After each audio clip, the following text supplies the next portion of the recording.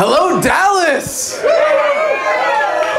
Holy crap, I've never felt so welcome in the Lone Star State before as with an armed escort on the way here. Thank you very much to Murdoch, Pisgatti, and everybody with Come and Take It. Holy crap, that was amazing. And I want to also thank all of the wonderful police officers who are probably still hanging out in the vicinity here, not just for providing the escort, but for being wonderful props and supporting cast in the street theater that this kind of activism represents. But fortunately, it all went very smooth. Imagine that, you could open carry and all hell does not break loose. Imagine that. Well, for those of you that don't know, I'm the guy that racked a shotgun on Independence Day last year at Freedom Plaza in between the White House and the Capitol.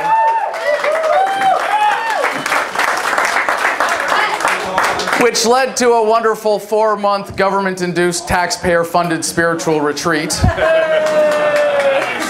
Thank you all for paying for my stay in Washington, D.C. and covering my rent during that time. I definitely enjoyed the daily strip searches and the wonderful food and the great company. You know, while I was in jail, that they do such a good job of making things illegal. It's impossible to get any drugs in jail, right? You guys know that the drug war is such an incredible victory for the state. There's also no sex in jail. Oh, really? Which is why while I was there, they actually had to take the curtains in the showers, and instead of them having them go all the way to the ground, they had to cut them 2 feet up so they could see, just in case there was an extra pair of legs in there. But this is such an exciting time to be alive. I mean, for those of you who are engaged in any kind of liberty activism right now, do you feel this? That we are at the high tide of government. This is the beginning of the end. When you have people saying, it doesn't matter what your expectations are, it doesn't matter that you want to have a monopoly on force and violence in my town, we are going to stand up, we are going to assert our rights, we are going to stand up for ourselves, and this is the beginning of the end right here, building a free society because you, people in this room, are willing to stand up.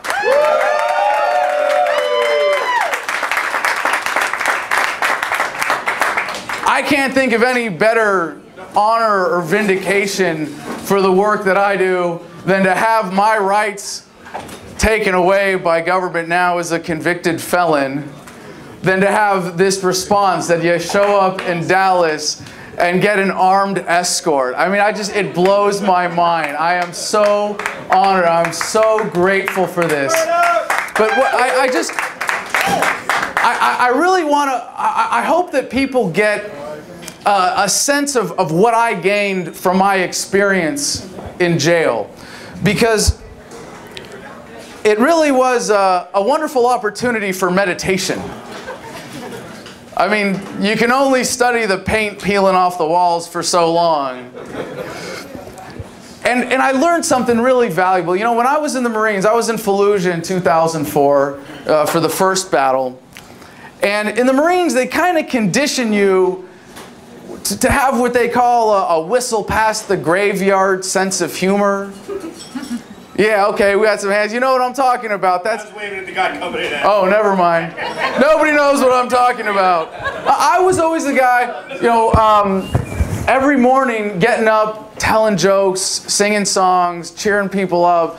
And you come home and you go, well, geez, all the rights that I fought for, that I thought I was fighting for, are going away.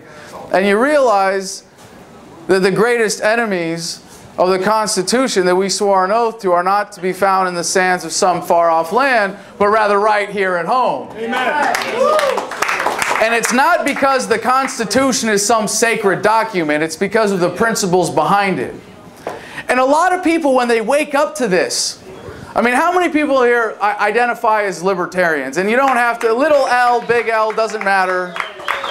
Some kind of people, any kind of enthusiasm for freedom. When you wake up, and you know, it's almost doing ourselves a disservice to use the term waking up, but coming to a point of realization. Because when you see people that don't understand the real threat that government represents, they do seem asleep. But we don't wake up like snapping our fingers. It's a process. And if you understand that government is force, government is violence, government is coercion, you think, what is it that leads people to be attached to that? What is it that leads people to want to do violence against others? Greed. Fear, insecurity, emotional weakness, all of these things that government is trying to get us to feel. And why do they get away with what they get away with? Because we give into it. How many people here woke up and got angry? I did. Right here, brother. I risked my life for a fucking lie in Iraq and came home. You bet I was pissed off. And you don't have to go to Iraq. I mean, hey, please, smart people learn from others' mistakes. I figured it out the hard way. Please, don't figure it out the hard way. Don't be a part of the system. Don't feed into that. You don't have to. But how many of you came back and were afraid? And you thought, maybe it would be better if I had taken the blue pill. Maybe it would have been better if I had just gone back into the Matrix. This steak tastes delicious. But eventually it starts to taste like statism. And you can't go back. You can't go back to sleep. It doesn't work that way, does it? No. But I got to tell you, if the truth does not set you free, if waking up to this message of liberty, of self-ownership, of universal nonviolence, of respect for yourself as a human being, as a free, beautiful, independent creature, doesn't make your life better, you're doing it wrong. And this was the great epiphany that I had in jail. And maybe it's nothing all that special, but a lot of us, we want to grab other people by the collar and say, wake up! How can you not pay attention? Join me in my anger and my fear and my pain. And they go, this steak tastes really good. Am I right? How many of y'all have run into that? As activists reaching out, what the hell are we doing? And you know, I used to carry a pocket constitution before I really woke up. And of course, if I may, as a little historical aside, I'm proud of the American heritage of the revolution. And I am ashamed of the American failed experiment of the central authority that was created by the Constitution as a step backwards, even from the Articles of Confederation that came before it. But all of the principles behind it that were an excuse to create that central authority are what got us here today to this failed experiment. You know, I mean, how crazy is this idea of limited government? We're going to give all the guns and all the power and all the authority to this small group of people in some far-off capital and say, now please limit yourself. If you believe in liberty as not just something you want for yourself or not just a nice thing to have, but you believe in it as a moral principle, as an absolute truth, and you understand the imperative that understanding entails, the greatest threat to the cause of liberty is advocating for compromised liberty, is advocating for constitutional government, or for some form of minarchy. Because if you're a minarchist, if you believe that some form of limited government is possible, like the unicorn, right. No, it's not possible. What you're fundamentally saying is, I only believe that force and violence and coercion should be used for things that I haven't figured out how we can achieve peacefully and cooperatively yet. To which any big government advocate will reply, yeah, me too. And you're back at square one. And what we have had since this philosophy was identified has been this great struggle to get people to join us in fear and pain and sacrifice. And you gotta fight for liberty. You gotta struggle. but this steak tastes so good. And we may be at 3%. And that's a damn good start. But we got a lot of work to do still. I did it once before. But is it really work? If what you have done is woken up to something that makes your life better? If you're not having fun, you're not doing it right. Yeah. And what I realized in jail, this great spiritual epiphany, if you will, was that we've got it backwards in the relationship between happiness and liberty. Life, liberty, and the pursuit of happiness. Anybody heard that one before? Yeah? Okay. Guy named Thomas Jefferson? All right, just checking. All right, thank you. So, we get this impression from those words that it's a kind of progression. If you don't have life, you can't have liberty. If you don't have liberty, you can't pursue happiness. But is happiness something you go and chase down and beat over the head with a club and drag back to your cave to enjoy forever and ever? Maybe. Hell no. Maybe. Don't go there. Oh, all right. Well, if your concept of happiness is limited to certain externalities, well, again, you're not doing it right. Okay. And this is the important thing that's really so blindingly obvious when you realize it as something that is just elemental to the human condition. You will never control what life throws at you. You will never control the actual amount of freedom you are allowed to enjoy in your life when you are up against the entire paradigm of not just the rest of the country, but the rest of the world, the modern phenomena of statism. But you will always, always, always get to decide your attitude and your outlook and your frame of mind is always your choice. And the reason government wants us to be afraid is because when you give in to that emotional servitude, when you allow your frame of mind to be dictated by others, you have enslaved yourself. Freedom starts right here.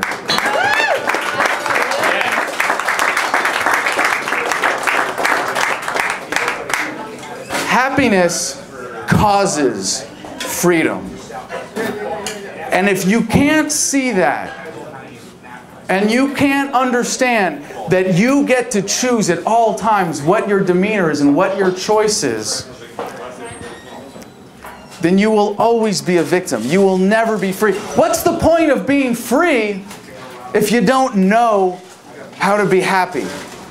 If you can't enjoy it, if you can't have that for yourself.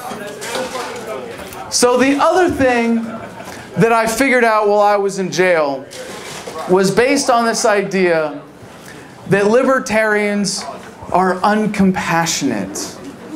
How many of you have heard that and wanted to tear your hair out when you hear that, right? Okay. How the hell could the philosophy of universal nonviolence, of self-ownership, of the non-aggression principle, how could this possibly be uncompassionate?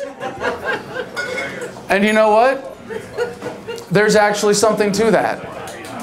And part of it is because we don't argue for absolute principle. We don't argue, as often as we should, from the absolute moral position of universal nonviolence, of liberty based on self-ownership, based on the non-aggression principle. But also because we tend to ignore reality in the fact that so many people are committed to these systems based on violence. So many people are dependent for their daily sustenance on these systems based on violence. And if your answer is, well, we're going to have some minimal government after we have a collapse, and you say, oh, well, it's cool. I've got my guns and my ammo and my gold and I'll be fine. Well, guess what? When the shit hits the fan, the government's going to take care of the people cowering in the cities. They're going to come after you first. That is not an answer.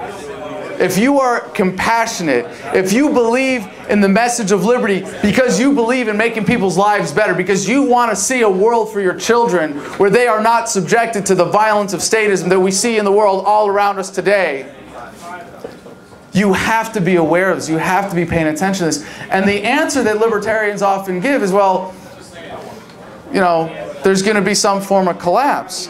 Localism or localization, government's coming apart from the top down, is what we're going to have, whether we do it deliberately or not. The question is, can we take the bull by the horns? Can we face up to these issues? Can we deliberately acknowledge the problems that we're facing and say, we are not just going to let this thing collapse and hope that the government spares us in its death throes as it violently clings to power? That is not an answer. If we face up to these issues, we understand the challenges that we face as a society that is dependent on all these systems of coercion. Localization, deliberately taking governments apart from the top down, is how we get there. And for those of you that didn't catch it, while I was in prison, it was a great opportunity for me to announce that in 2020 I'm running for president on the platform of an orderly dissolution of the United States federal government. We can do this the easy way or the hard way.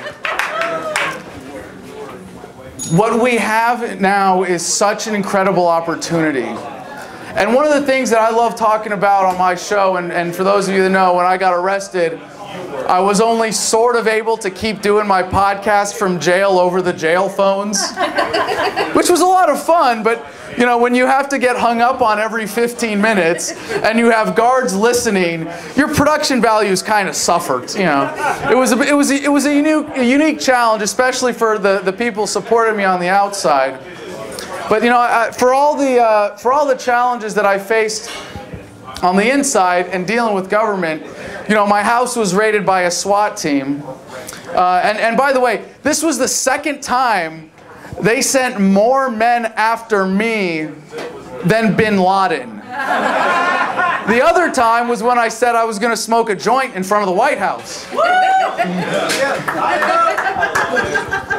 I counted.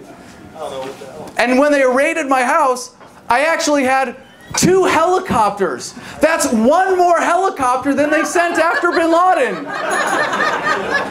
My girlfriend at the time was in the shower on her period and was pulled out and forced to sit in her blood for hours while they ransacked my home, stole my firearms, and had me and all my housemates handcuffed on the floor, and I got roughed up a little bit.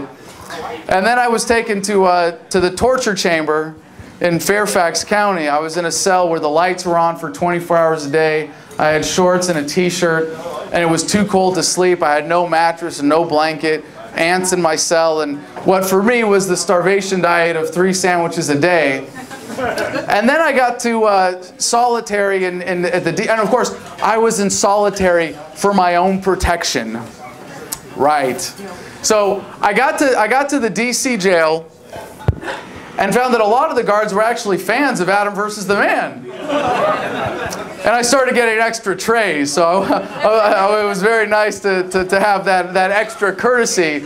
But they still have to, you know, do a little squat and cough every time you go to the shower. And the process is you walk up to the window, you strip down, you hand them your clothes, you squat and cough, they hand them back, you grab your shower gear behind you, they cuff you through the door, then they call back, open 23, and the door opens, and then you step outside and you lean against the wall and you get your legs shackled, and then you shuffle 20 feet down the hall into the shower cell, and they close the door and repeat the process in reverse for my own protection.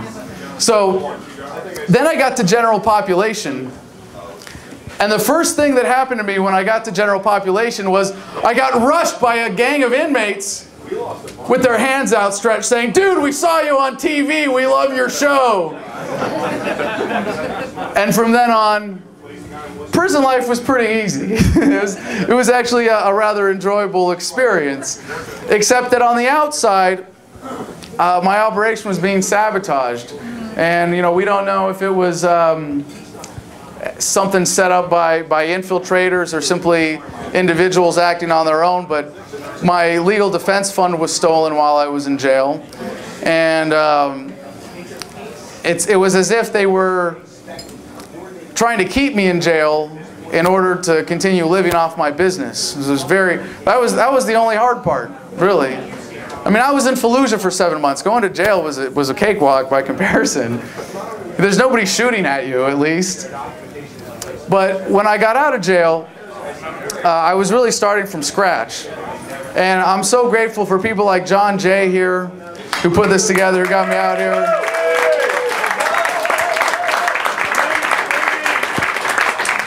Who will be playing music long before you get tired of my voice, I hope, if you're not already. And Stephen for helping put this together. Thank you very much. And for everybody else who's helping me get back on my feet and relaunch Adam versus the Man. And if you want to help out, please, suggest a donation for being here tonight is 20 bucks. But I only want you to do it if it feels good, if it makes you feel good about supporting this message. And it hurts me to admit it, but before this experience, I learned a lot of lessons the hard way in this last year. But my podcast and my whole media production was really only about half of what it should have been for lack of organization and inconsistent production values. And I've already today met a handful of guys doing independent media production and so many great activists with Come and Take It, like Murdoch here. But what I really want to do in rebuilding the show is make it a platform to promote other people's good work. And I think we're going to be in a real good position to do that when we relaunch with everybody's help here tonight. So thank you very much for being a part of that.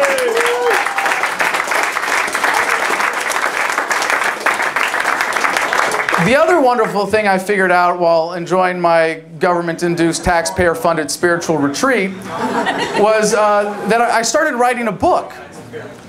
And it's kind of cool that you can go back and do a survey of the literature of our movement. And it really is a young movement. I mean, even if you want to go back all the way to Plato, to Socrates, and then, ideas kind of went a little dormant for a while, but you can go to John Locke, the Lockean concept of property rights. Yeah, give it up for John Locke. All right, we got a fan over here. All right.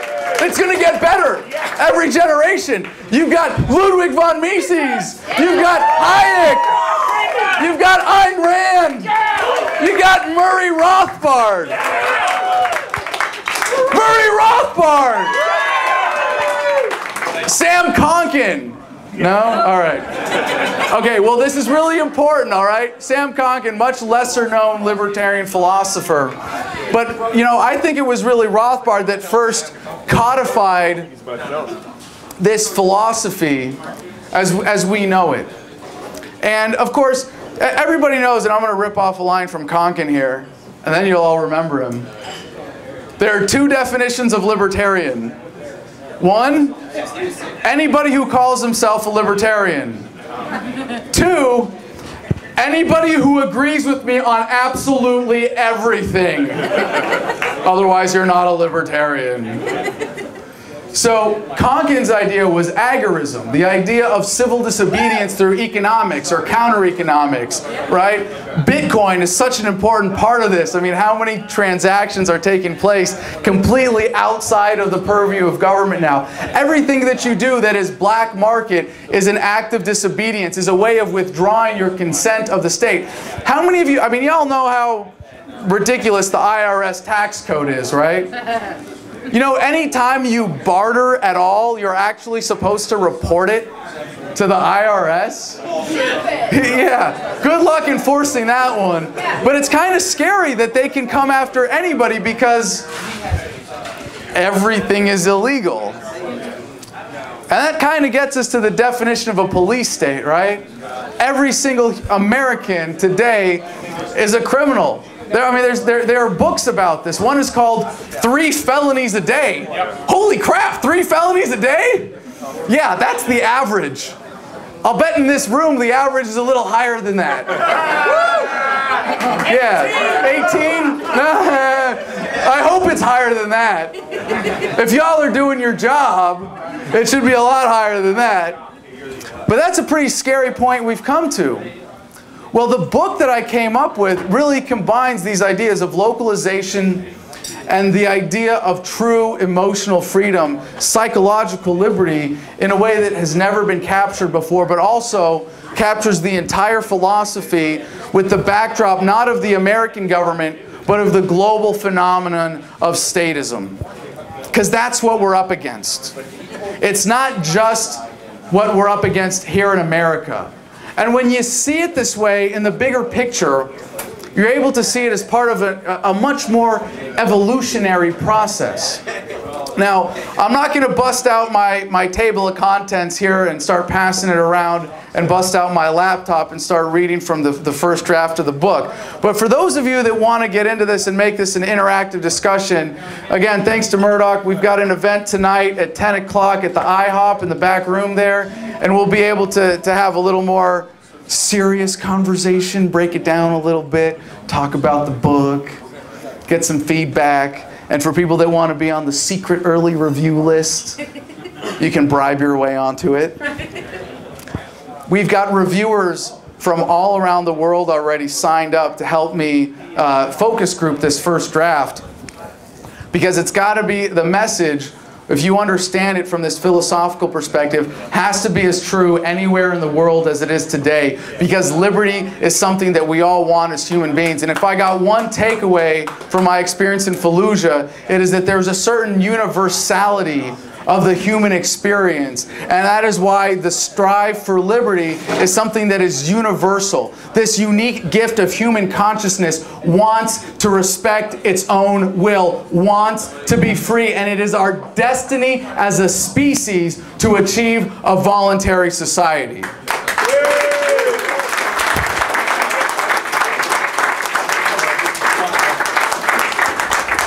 So if you understand that, it's really just a matter of how.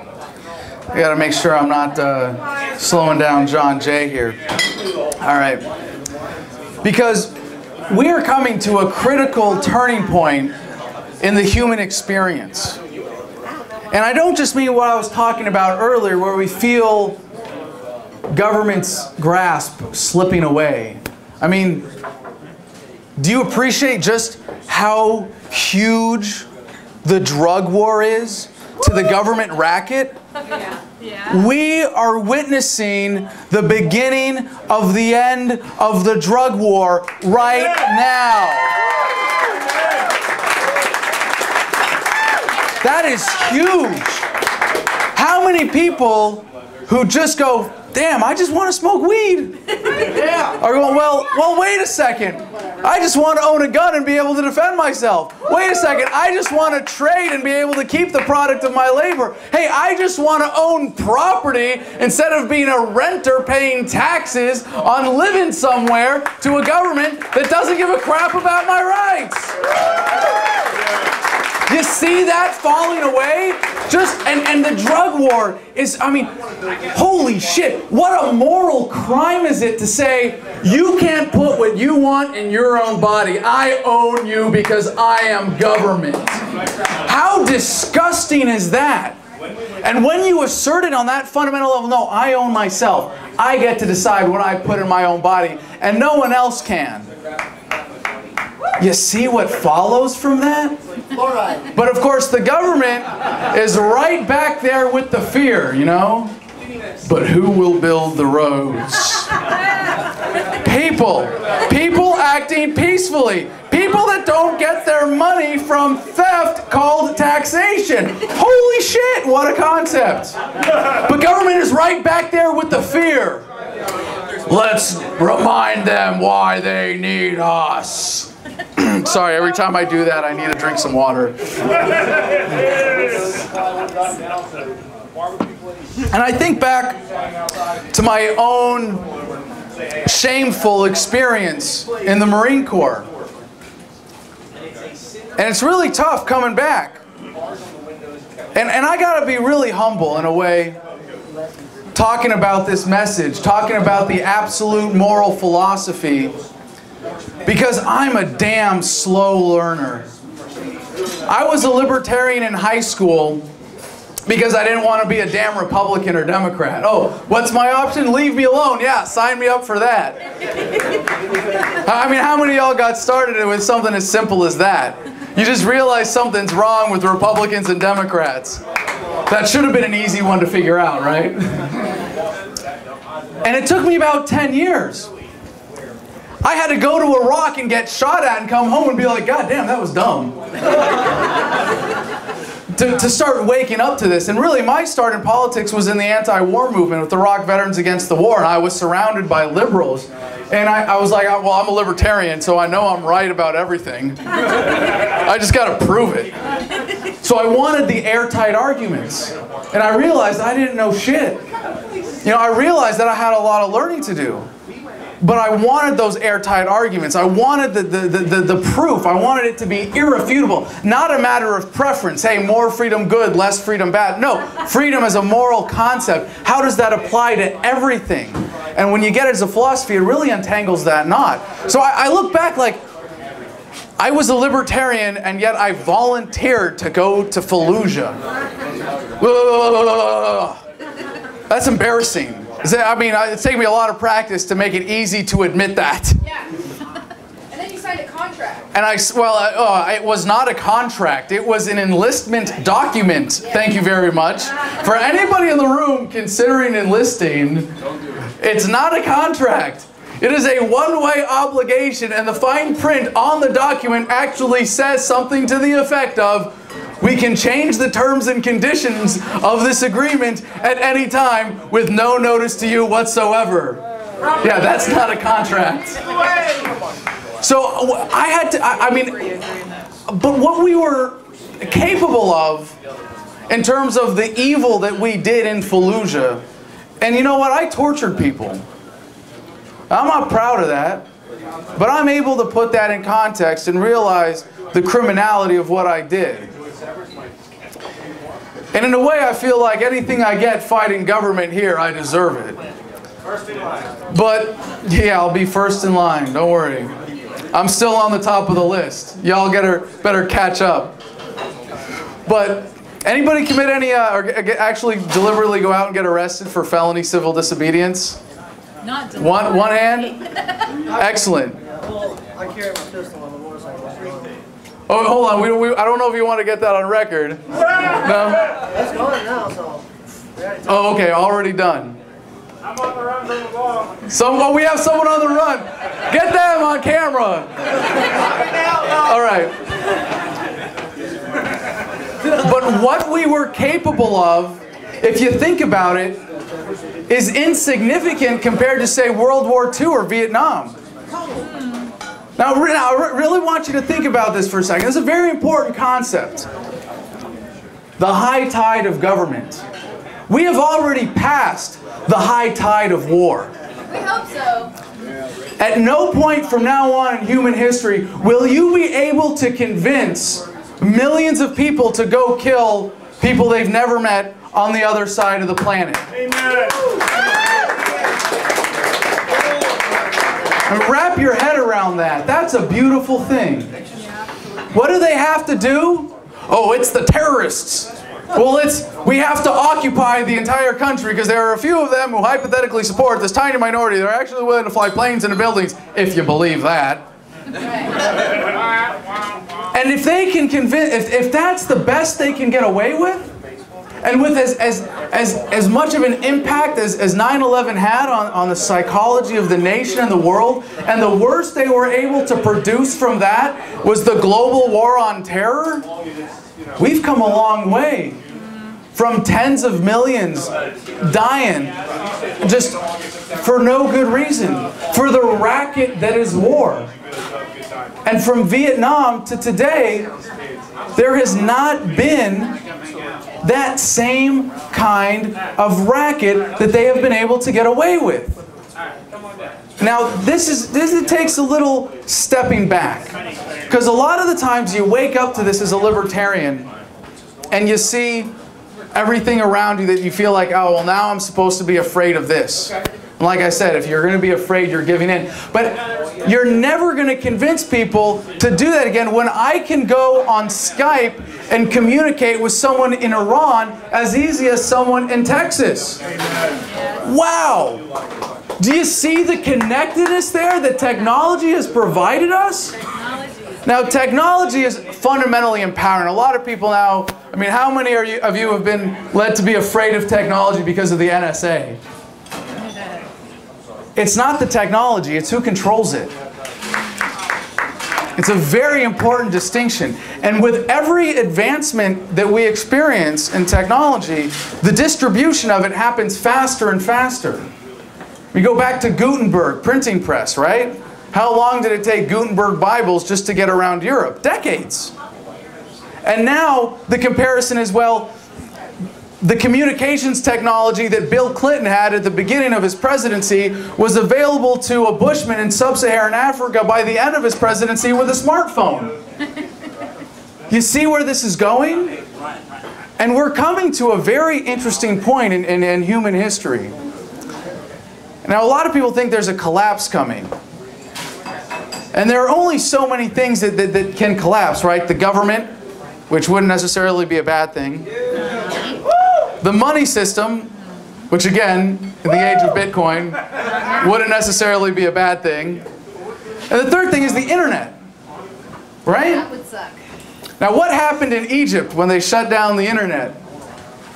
The universal rallying cry was, when the government shuts down the internet, it's time to shut down the government. Now, China's a great example of what governments can get away with.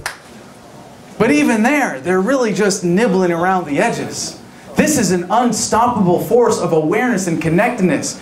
Do you know how much government relies on fear and misinformation and lies? And just now that we all have the truth button right here in our pockets, one click away, the kids that have these under their desks in high school today, they're the ones that are going to change the world. You can lie to us, but you can't get away with it for very long. Woo! That is a game changer. All it takes is controlling what you know to have it. And it's getting better every single day. And you might think, okay, Adam, war, got it. Well, we still have the NSA. We still have the police state. Well, I can tell you, I've been arrested actually several dozen times. Most of them are petty bullshit, you know, cite and release on Capitol Hill. You get arrested for protesting. You know, you make a nice show of it. They put you in zip ties. They bring you to a big, you know, processing center. You pay $50 and they let you go. Or you get arrested for dancing. And you get body slammed, and then you get zip cuffed, and then you get to pay your $50 and you get let go. And everybody watching. But that one we actually got to fight and win. But where we're going with this technology leads to a whole other kind of connectedness. Now, just to go back for a second, if you understand that government is coercion, government is violence, some kind of control by domination, I would describe it as the institutionalization of all of humanity's worst desires to control and dominate and manipulate others by force. Well, part of my fantasy of futurism empowering humanity is that at some point we're all going to get therapy robots. And anytime you start yelling at your wife, tell me how you really feel. It's going to be right there behind you. And then you think, well, wait a second. This is already happening with the internet. Anytime I look forward in these bigger trends, I go, wait a second. Look at what's happening right now. This is already present in our lives. How many of you have been able to realize through the internet that based on some fear that you had, some insecurity, some personal challenge you were facing in your life, that might have had you afraid or feeling isolated, thanks to the internet, thanks to the communication capabilities that we have now, led you to understand you're not alone. Yeah. How powerful is that? Just as we've seen, I mean, by some measures, the libertarian movement really only exists on Facebook. It's funny because it's true, sorry. Hey, John, 101. But what we are coming to is a state of connectedness that is fundamentally disconnecting the ability of the superclass through the politicians to get the enforcers to use violence against everybody else. And the reason I reference my petty protest experience is that when you're a cop on Capitol Hill, you know why the protesters are there. It's not like Vietnam. And if you can remember back to the protests around Vietnam, I'm not just talking about Kent State, but they were using U.S. military troops against protesters on American soil. They had U.S. Marines marching against protesters. Holy crap. Oh, well, they're communist, anti-American scumbags. Okay, when do we get to shoot them? That doesn't fly anymore. Because the cops all have smartphones in their pockets too. And they got to go home to the same Facebook as the rest of us. And they got to go back to the same communities where we live and face up to what they are a part of and what they are responsible for. And it's more than just that. You know, the computers that we all have in our pockets now used to take buildings to contain. And now they fit in our pockets. And now you know it's only a matter of time before they're in our contact lenses. I mean, Google already just came out with the contact lens for diabetics, right? That measures their blood sugar and transmits it to a smartphone. Now, whether you believe we're there or not, this is coming. And the technology is like human productivity. It happens on an exponential growth curve. How many of you believe that the Federal Reserve System is unsustainable because they keep printing money exponentially? You're wrong. And I can, look, with hand charts, I can prove this mathematically right here. So bear with me. Time, whatever. So human productivity is an exponential curve that is driven by technology. The Federal Reserve in the big fiat currency as the global reserve currency that it represents today is an exponential curve that represents the ripping off of all the standard of life and quality of life increases that we would be enjoying if that was not being sucked away. So as long as it's going up exponentially, as long as they moderate it to follow that curve and quality of life keeps going up linearly, and enough of the dumb sheep will go, well, I got a bigger house and a nicer car than my parents. Hypothetically, it could go on forever. We can't wait for that collapse. It's going to come from awareness. It's going to come from spreading awareness that this is a ripoff. But it's also coming from the technological empowerment that we already have with cryptocurrencies. And I'm sure there are a lot of fans of Bitcoin here. Yeah, any fans of Bitcoin? Money off the grid, right? Or maybe super on the grid, depending on how you want to define that. Money away from government. And we have the technology. It's only a matter of time before people are able to click over and decide, geez, do I want a currency that's gaining in value or dropping in value? Geez, that's a really simple one. 3D printing. We have little machines that'll sit on your desktop and squirt plastic into cool shapes, right? It's a start. But do you see the potential for this? Pretty soon we're going to have we're going to have metal and plastic on tap the way we have water and electricity and now information. But how many of you know we already have molecular 3D printing in labs? They're able to literally recombine atoms into molecules based on a computer controlling this. Now here's a little bit of a mind fuck for you, all right? So just be ready for this. Got to prep you for this. Think about how much change we've experienced due to technology just in the last 20, 30 years. Now realize that this is an exponential function. That whatever we've experienced in the last 30 years that may be equivalent to the tens of thousands of years that came before that, that amount of change is now going to happen in the next 2 to 5 years. Pretty soon, that computer in your pocket is going to be embedded in your skull somehow. I'm actually looking forward to that. No. Don't worry, I'll go first. Okay, you do. But what scares me is if we still have government at that point, right? Pretty soon, that 3D printer that's on your desktop that squirts plastic into cute little shapes is going to be doing molecular 3D printing. And pretty soon, that device is going to fit on your fingertip. So what happens when you have a computer directly attached to your brain that controls a 3D printer that allows you to just literally create anything you want out of thin air? What do you get that guy for Christmas? Spider-Man. How do you convince cops in that world that violence is necessary to organize society? How do you convince someone that the welfare state is necessary when you can work for a year or a month or a week and support your family at a higher standard of living than your parents' generation for the rest of your life as a result? Life expectancy is driven by technology. We are coming to what Aubrey de Grey has dubbed longevity escape velocity. Yeah, all right, cool. We got a round of applause from that from the back.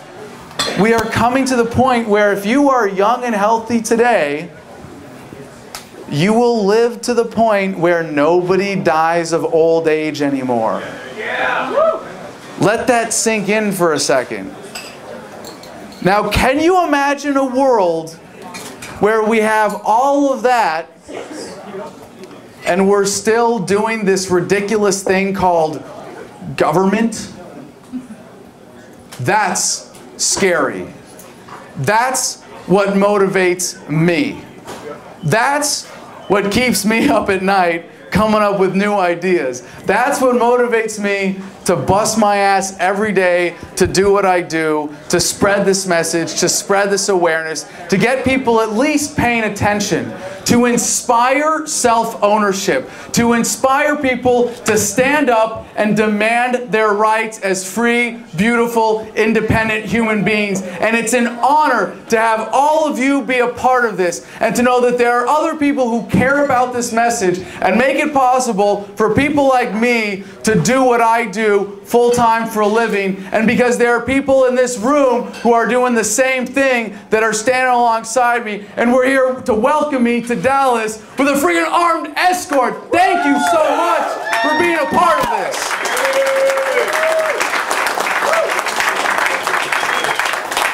I'd just like to end, Mr. John Jay, if you're about ready to kick this off. Take your time. All right. I don't think anybody's here to see me. Well, I'd like to at least. Well, maybe we can take some questions then, if it's appropriate here. But I'll just end with a quote or a saying from the Chinese, which is appropriate to beg permission from them at this point because they're going to own this country soon enough, right? Not if we have. If they don't halfway already. May you be blessed to live in interesting times. Some would say that's a curse. But I think what we're coming to with all of these exponential growth curves, and I know I took algebra in high school, exponential growth curves never go vertical. But from the perspective of the human mind, the point we're coming to in the next, maybe it's 10, 20, maybe 50 years, maybe we've hit that turning point already, I can only describe as the asymptote of human existence. And it is a very, very exciting time to be alive. And in line with the epiphany that I had in jail about this truth empowering you to live a happier, better life, it's just an honor for me to have a chance to share that joy with all of you. So thank you so much for your attention tonight.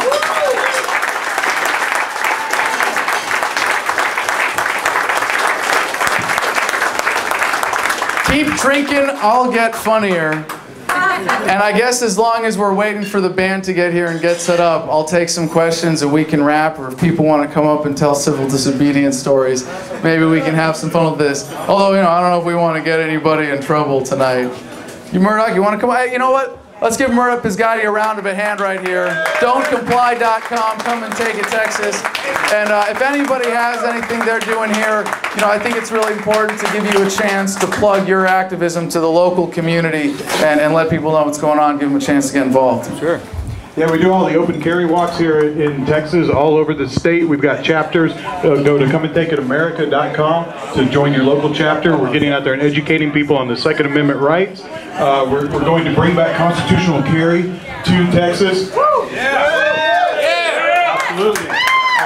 We want to thank Adam for showing up today and gracing us with his presence, because we did an open carry walk here a little earlier, and because he participated with us, I thought it'd be necessary that we provide him with the honorary shirt at Don'tComply.com. Proud member of a terrorist watch list. Wear it proudly. Absolutely. And I guess we got some other shirts there too for you. But this one's the only solution for evolution is revolution. You guys come out to the IHOP later, where we're going to have a little Q&A and book reading, and everybody can have their chance to talk to Adam and ask him whatever questions they want. Thank you very much. Hey, everybody, give it up one more time for Murdoch Pisgatti and come and take it. Don't leave without getting an Adam versus the Man sticker. All right, John? Yeah. Everybody, Adam came up here, he wanted to do something, he's trying to raise some money. So this is the point where you get all hard-assed about it and say, look, he's kind of asking for donations to help him get around. We got a picture. Thank you, brother. His on the ground. So if you've got money, oh, we got a picture. I'm sure it wouldn't be awkward if you just walk up to him and hand it to him. We take. Gets up, the band's gonna absolutely. Play. Hang out in the back so people can come in the front door and talk to you guys and keep the thing going. I hope you enjoy the band. I hope you enjoy the music. I'd say more, but okay. You want to pass this around? Right, here, I'll keep going until you're ready to play music. I'll stand off on the edge then. How's that? All right. Hey, how do you know it's not going to get taken this time? We fixed that. You fixing it this time? Well, is this a serious question you want me to answer here? It's like all the money got taken last time. I'm curious how you're going to do it differently. No, I've learned a lot of hard lessons over the past year and really even matured in ways I didn't think were possible. And, you know, I made a lot of mistakes, and a lot of it was just being over-trusting with the wrong people. And when you're doing work as important as this, it's really important to be careful about who you're around and who you work with. And, you know, I'm happy to admit my mistakes and say that I'm learning from them, but I was also very underprepared when I went to jail to be ready for that. And I feel really silly and naive saying, like, oh my God, they raided my house with a SWAT team. No shit! Like, did you really not expect that? And, you know, I have to refrain from civil disobedience for the next 2 years, because it wasn't just time served. I have a 20-month suspended sentence hanging over my head. So, like I said, I've learned a lot of lessons the hard way, and I've put the appropriate safeguards in place, at least for that particular problem. But, you know, one of the things that we talk about in the Liberty Movement is how you deal with bad actors in a free society. You know, do you call the cops every time someone looks at you funny? No, but you address it, you know, directly. You shoot them. No, I don't think that's it. But, you know, it's really important that we choose our relationships carefully. And I'm happy to admit now that I did a really bad job of that. And especially with who you work with. If part of what we're preaching is reputation is how people are judged in society, we need to live that and apply it. And I failed in that. And I paid the price.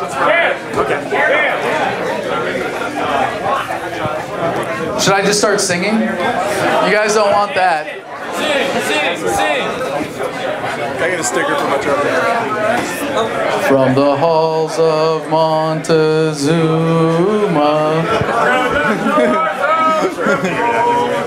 We're getting together leave it up here in case the city hall tomorrow to request that they put fluoride on the ballot as the people's vote. Go ahead. Oh, stand up, stand up. You. Just leaving it behind you just Okay, in case thanks. anyone else. I'm with the local group Activists for Truth. In this crowd, a lot of you know about fluoride and Malibu poison diet. We are just asking people to get together Stand by the door. tomorrow at 8:45 for an hour of your time to sit there, just to represent that you want City Hall. Thanks, bro. on the ballot. Thanks for caring with us today. Request that fluoride be removed from the water because originally it was put in the water. How many you like, man? You know any cop cars that need a little more dormant? Might. My truck does. Thanks, man. City Hall, 8:30, sorry, 8:30. And What email address or Bitcoin do I send it to? There's a Bitcoin wallet address on. Bitcoin? No, but it goes to my website, and on the invest page, there's our Bitcoin address is there. Hey, if anybody has any good local activism that they're working on that they want to plug before the community, please come on up, share what you're working on. My friend Quinn right here. Oh, Quinn too. Well, go. You go ahead. Go ahead. You me next, Quinn. Adam, I enjoyed your show. Thanks, man. I I'm a appreciate it. regular. I heard that you were into meditation recently, so I thought to bring this by. Oh, wow. You familiar with Osho? No. Oh, you need it. You like it. Is this a gift? Yes, it is. Well, thank you, sir. I very much appreciate it. Reza. Greetings. Yes. Thank you all for being here tonight. This is an important cause. Nice to meet you. We are the power. Likewise. Thanks for being here, brother. I feel like it's a contradiction to give you Federal Reserve notes after a speech about liberty, but We'll put unfortunately them to good use. Okay. Yes. Can I get a few stickers? Is that cool? However many you like. One. I run a sustainable community in Arlington, and we are living Take more, man. Very nice. real solutions every single day. We have the highest quality food. Thank you, sir. Appreciate it. And we have it regardless of whether somebody else grows it or whether it's shipped or not. Thanks, brother. Want some stickers? We have our own water. Please. Can I get an Thanks for autograph coming. by any chance? Yeah, actually. We have our own self-reliant, Can I get out to Mark Roskozov? every single day. Huh? Okay, here, Do you want me to sign a sticker? Every Sunday. Oh, sure, that'll work. Or you do PJ Cornell, that's simpler. What's that? I got one Mark Roskozov online. I'm sorry. I got one Mark Roskozov online because I can't really speak.